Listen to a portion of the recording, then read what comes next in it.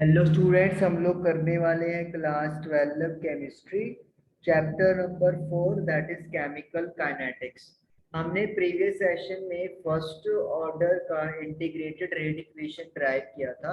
तो आज उसी के बेसिस पे हम लोग एक एनसीईआरटी बुक में दी हुई एग्जांपल करने वाले हैं। चलिए स्टार्ट करते हैं। तो एग्जांपल है हमारे पास 4.5। The initial concentration of N2O5 in the following first order reaction। आपको N2O5 का डिकम्पोजिशन रिएक्शन दिया हुआ है जो कि फर्स्ट ऑर्डर को फॉलो कर रहा है। एंड इनिशियल कंसेंट्रेशन जो आप लोगों के पास गिवन है रिएक्टेंट का वो है 1.24 multiply by 10 the power minus का 2 मोल लीटर इनवर्स, ये R1 है। टेम्परेचर 318 केल्विन है। The concentration of N2O5 after 60 minutes, T is 60 minutes, तो 60 मिनटों के बाद was 0.20 into 10 the power minus 2 मोल पर लीटर। जो रिएक्टेंट की कॉन्सेंट्रेशन है वो चेंज हो गई और कम होके 0.20 multiply by 10 the power minus 2 मोल पर लीटर रह गई है।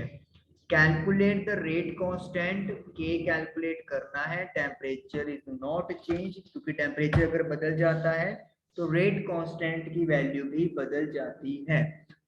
चलिए स्टार्ट करते हैं। हमें सबसे पहले तो फॉर्मूला पता होना चाहिए जो हम लोगों ने ड्राइव किया था।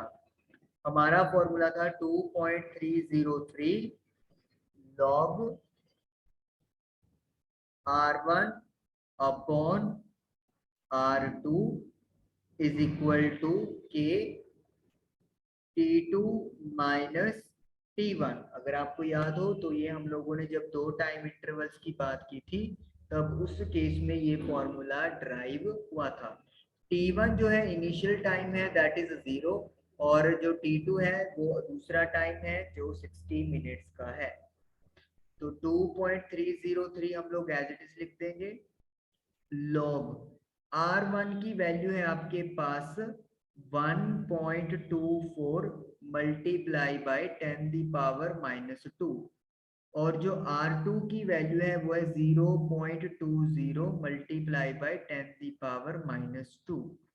के हमें नहीं पता। T2 की वैल्यू 60 और T1 की वैल्यू 0, तो 60 में से 0 गया 60। यहाँ पे हमें सेकंड्स में कन्वर्ट करने की जरूरत नहीं है क्योंकि हमारा जो रेट कांस्टेंट है वो मिनट इनवर्स में आ जाएगा। Second inverse, minute inverse, are inverse, ये सारी यूनिट्स के की होती हैं इन फर्स्ट ऑर्डर रिएक्शन।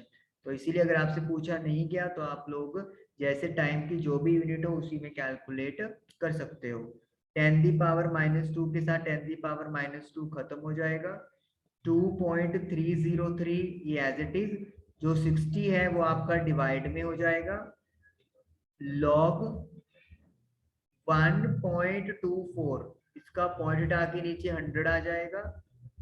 0.20, तो आप इसका भी पॉइंट हटा के ऊपर 100 लिख दोगे तो ये कटिंग हो जाएगी आपकी। दिस विल बी 1062, तो यानी कि ये आ गया आपका लॉग 6.2।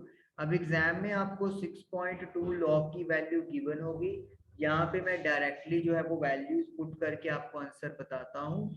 ये सारा सॉल्व करके you will get 0.0304 minute inverse.